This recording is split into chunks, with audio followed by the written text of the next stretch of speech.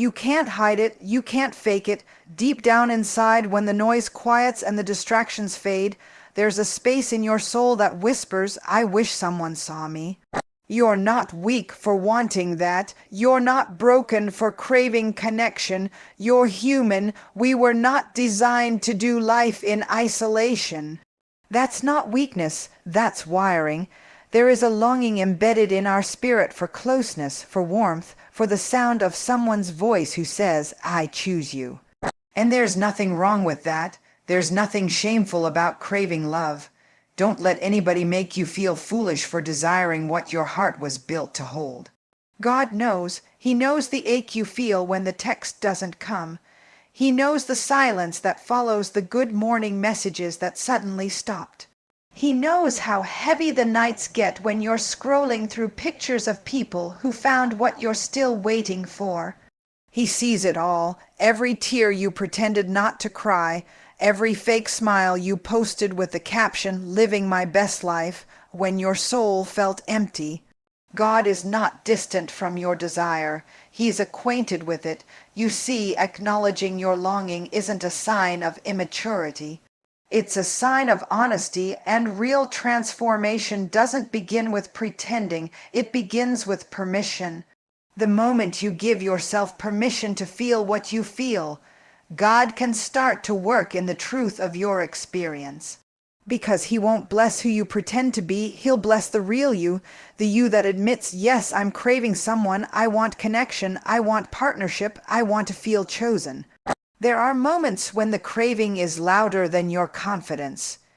You begin to wonder, what's wrong with me?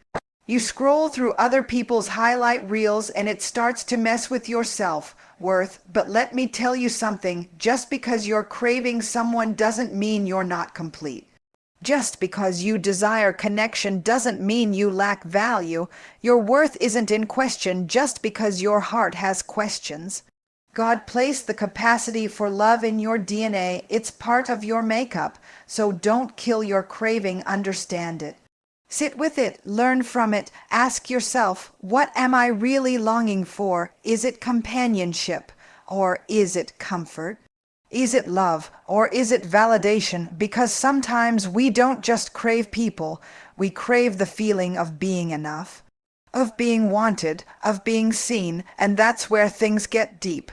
Because if we don't acknowledge that longing, we'll start feeding it the wrong way. We'll start answering sacred cravings with surface-level solutions. We'll say yes to situations that aren't healthy. We'll entertain people who were never meant to stay. We'll confuse attention with affection and presence with purpose. But it all starts with acknowledgement, saying out loud, yes, I feel this. Yes, I want this. And yes, God, I need you to guide me through this. That level of honesty invites divine direction. That's when the healing begins, not in the denying, but in the declaring, in the raw, unfiltered truth that says, God, I trust you even with the parts of me that are still aching. So stop judging yourself for the desire. That desire isn't your weakness, it's your wake-up call, a reminder that you were created for connection, but not just any kind. Not the kind that drains you, not the kind that leaves you guessing, not the kind that only loves the parts of you that look good online. You're craving someone, but what you're really craving is something real, something whole, something sacred. Something that doesn't require you to shrink or settle to keep it. Let's be real, urges don't ask for permission. They show up uninvited, burning in the background like a flame you can't ignore, that craving to be seen, that longing to be touched, that impulse to reach out to someone who once made you feel alive. It feels urgent. It feels right. It feels necessary. But just because something feels right doesn't mean it fits your purpose. You see, urges are emotional. Purpose is eternal. Urges want satisfaction right now. Purpose demands discipline over time. That's the difference. Your urge might be screaming, call them back, let them in, give it another shot, but what's that going to cost you? You need to ask yourself, is this urge pulling me forward or is it dragging me backward? There's nothing wrong with wanting love. There's nothing wrong with craving intimacy. But if you let every urge dictate your decisions, you'll start living beneath your calling. You'll start accepting temporary comfort at the expense of long-term clarity. That's not strength, that's sabotage. You were made for more than recycled connections and emotional roller coasters. You were made for something with roots, something with vision, something with purpose. Purpose doesn't always feel good. It doesn't always satisfy the itch in the moment. It tells you no when your heart wants to say yes. It makes you walk away from what you thought you needed. It forces you to see the difference between what's familiar and what's fruitful, because just because something feels familiar doesn't mean it's right. Sometimes your urge is trained by your history, not your destiny. You have to decide who's in charge, your feelings or your future. Your emotions will lie to you. They'll whisper, just one more conversation. It's not that deep. You can handle it. But how many times have those same feelings left you broken, questioning and starting over again? You don't have to keep learning the same painful lesson. At some point, you have to grow past the pull of your urge and rise into the discipline of your purpose. Purpose will make you pause. It will force you to ask better questions. Why am I reaching out right now? What am I really looking for? Is this helping me build or is it helping me hide? Those questions matter, because when you stop to evaluate, you give yourself a chance to evolve. And you can't elevate your life if you keep answering urges that were never aligned with your assignment. You need to understand every urge has a root. It's not random, it's tied to something. Maybe it's fear of being alone. Maybe it's an old wound that never healed. Maybe it's an identity crisis dressed up as romance. Whatever it is, if you don't trace it, you'll repeat it. If you don't master it, it will master you. That's why it's not about ignoring your urges. It's about examining them.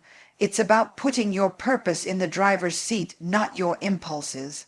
Your destiny is too significant to be held hostage by what only gives you temporary relief. You need relationships that reflect your future, not recycle your past.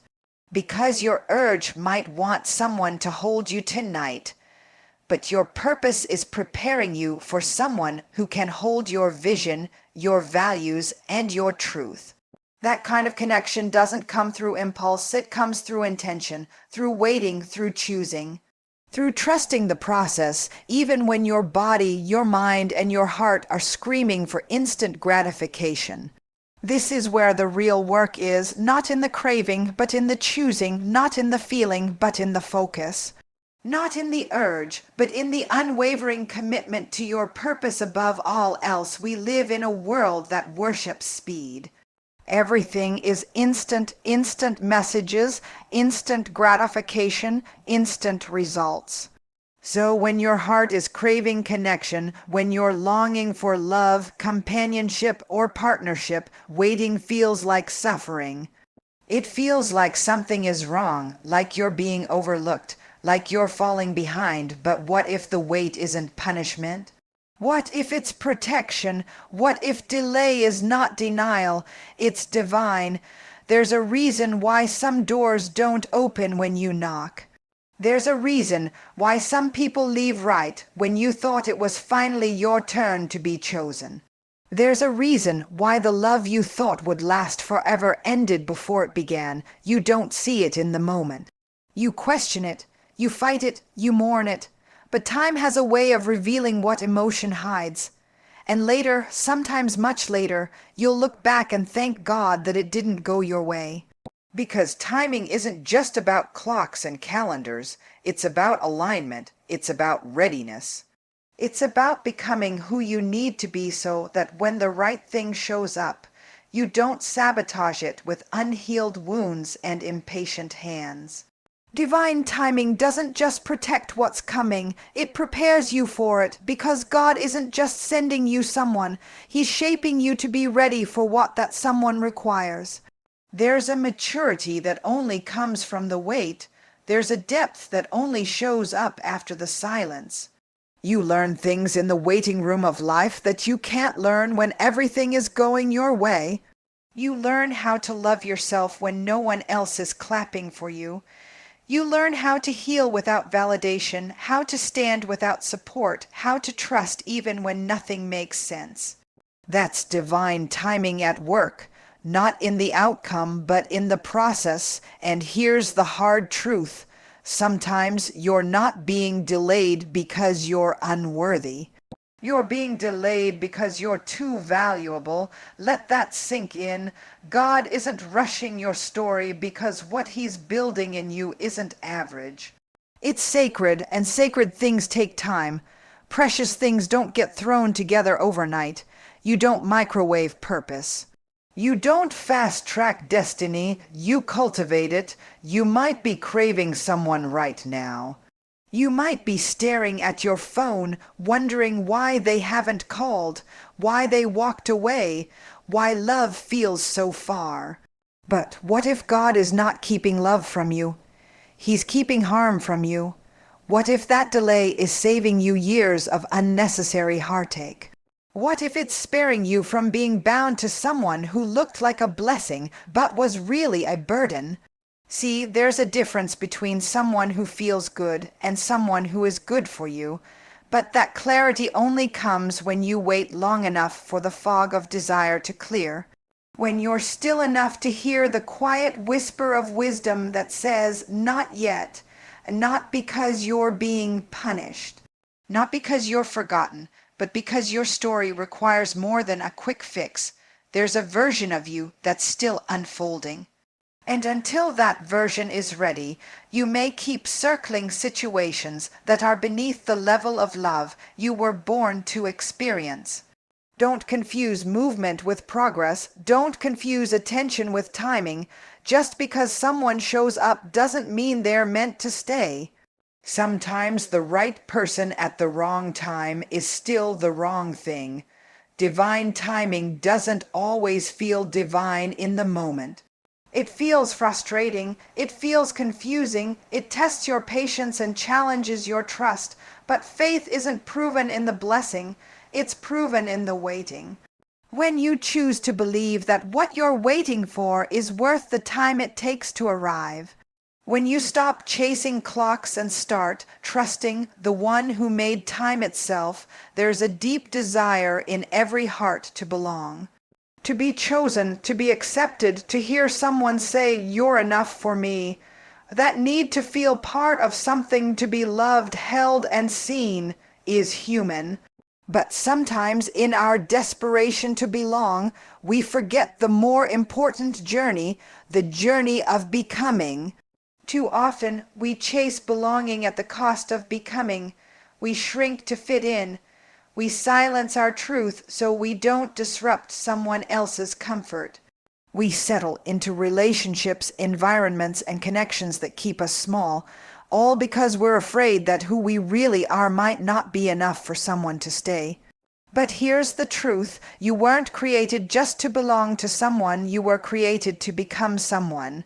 Becoming is not glamorous, it's not always noticed, it doesn't get applause, it doesn't show up in likes or shares or pretty pictures online. Becoming happens in the shadows when you're healing without recognition, when you're growing without validation, when you're choosing better even though no one else sees it. Becoming is internal before it's ever external, it's about character before connection, identity before intimacy. And that's where a lot of people get stuck. They think a relationship will fix what they haven't finished. They look for another person to complete what they haven't committed to build within themselves. But let me tell you something. Love is not a reward for avoiding your growth. And connection won't save you from the work you keep running from. If you don't commit to becoming, you'll keep belonging to things that were never meant for you. You'll start bending yourself to match someone's expectations. You'll accept behaviors you know are beneath your worth. You'll confuse chemistry with compatibility and presence with purpose. That's what happens when you make belonging the goal. You start negotiating with your destiny just to avoid loneliness. And every time you trade a piece of your becoming for the feeling of being chosen, you delay the version of you that's trying to rise. There is a version of you that doesn't chase because they know their value, a version that doesn't settle because they've discovered their purpose, a version that doesn't beg to be seen because they've already seen themselves. That version isn't found through belonging. It's built through becoming. So ask yourself, who am I becoming when I chase this person? Who am I becoming when I compromise my standards for the sake of attention? Who am I becoming when I let someone else define my worth? These are hard questions, but they're necessary ones. Because your life is being shaped every day by what you tolerate, what you choose, and what you pursue. And here's the thing, when you truly start becoming, your circle shifts, your standards rise, your energy changes.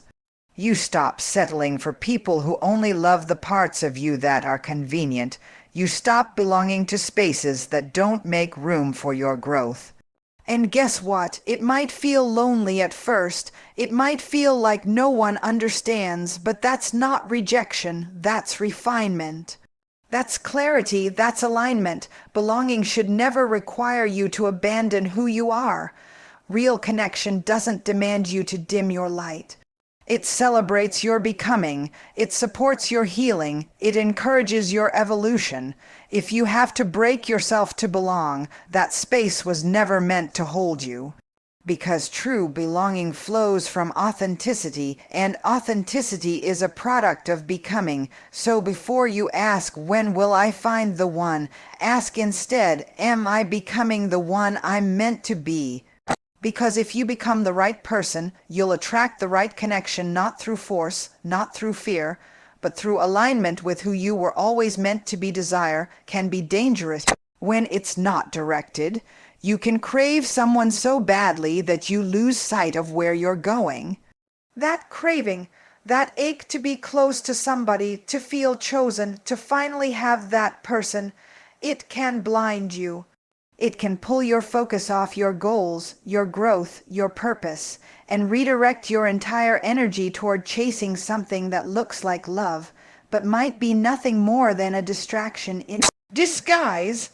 Craving is powerful. It feels urgent. It feels necessary. It whispers, I need this to feel whole. But let's tell the truth. Not everything you crave is good for you.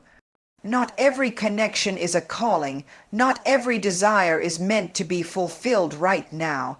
Sometimes the craving is less about them and more about the parts of you that are still healing. Sometimes it's not love you're after, it's escape. You can want someone so badly that you overlook the cost of letting them in. You start skipping red flags. You start silencing your own voice. You start shaping your life around the hope that they'll finally see you, choose you, stay with you. But what if the craving isn't a signal to move forward? What if it's a test? What if it's a mirror showing you the parts of yourself that still haven't learned how to be okay alone? Craving can be deceptive. It can make you think you're chasing love when you're really just running from loneliness. It can make you think you're ready for a relationship when all you've really done is prepare for attention. And the danger is, when you crave without clarity, you'll accept anything that looks close enough. You'll call it chemistry, you'll call it fate, but it's just a detour. A distraction dressed up as destiny. You've got things to build. You've got a purpose to protect. There's a future version of you that's waiting to be born. And that version doesn't have time to keep circling people who were only meant to teach you, not to stay with you. When you let craving lead, you'll start walking in circles. You'll delay your evolution because you're stuck trying to revive a connection that already served its purpose. It's not that love is wrong. It's not that desire is evil, but timing matters, readiness matters, not just theirs, but yours. Because if you're not clear on your identity, your craving will convince you to chase people who validate your insecurity, not your purpose. And that kind of connection will always cost you something: your peace, your progress, your potential. Some distractions don't come to destroy you, they come to drain you quietly, slowly, subtly. They don't show up as chaos, they show up as comfort. They feel good in the moment, they fill the void, but eventually you'll look up and realize you've drifted from everything you said you were building. You'll realize your attention's been hijacked, your focus scattered, your vision blurred. You were doing well until they came back. You were healing until the late night text hit your phone. You were focused until you saw them post with someone else, and that old craving returned. That's the trap, that's the cycle, and every time you take the bait, you trade your becoming for belonging. You trade momentum for a moment, you trade purpose for presence. Craving can mask itself as love, it can sound like hope. It can feel like fate, but ask yourself, what is it pulling me away from? Who am I becoming when I entertain this again? What have I stopped doing, creating, building because I'm too distracted trying to win someone who doesn't even see the fullness of who I am? Because every craving costs something. And when you finally start valuing your peace, your focus, your calling, you'll stop letting temporary feelings interfere with permanent purpose. Your emotions will tell you to move fast. They'll tell you to call them back. They'll tell you to quit, to go back, to settle, to chase, to prove something. They'll scream that you need to act now, feel now, decide now. But your emotions, as real and valid as they are, were never meant to be your guide. They're signals, not directions. They're honest, but not always accurate. The process, though, it's patient, it's wise, it's strategic. The process doesn't feed your cravings. It feeds your growth. And if you ever want to become the person you keep saying you want to be, you're going to have to stop worshiping how you feel and start honoring what you're building. Too many people make permanent decisions from temporary emotions. They confuse impulse for instinct. But there's a difference between what your heart wants in a moment and what your life needs in the long run. Sometimes the very thing you're crying for is the thing God is removing, and you don't see it yet because you're trusting your feelings instead of the process He's using to grow you. When you trust the process, you stop needing to understand everything. You stop needing immediate validation. You stop needing every outcome to match your expectations. You stop chasing clarity from people who don't even have clarity within themselves. The process doesn't always explain itself, but it always reveals itself in time, and time, real, honest, silent time, has a way of showing you what emotions could never explain. Your emotions want relief, your process wants results, your emotions want shortcuts, your process wants substance. That's the tension you've got to live in if you ever want to break the cycle of starting over every time something doesn't feel good. Because your purpose isn't about comfort, it's about commitment. It's about staying the course, even when the course doesn't give you butterflies or applause. There will be days when you don't feel strong, days when you don't feel chosen. Days when you're staring at your phone, replaying conversations, reliving memories, and wondering why it couldn't just work out the way you imagined. And in those moments, your emotions will tempt you to reach for something familiar, something fast, something that numbs the ache. But healing doesn't come through avoidance, alignment doesn't come through impulse, and purpose never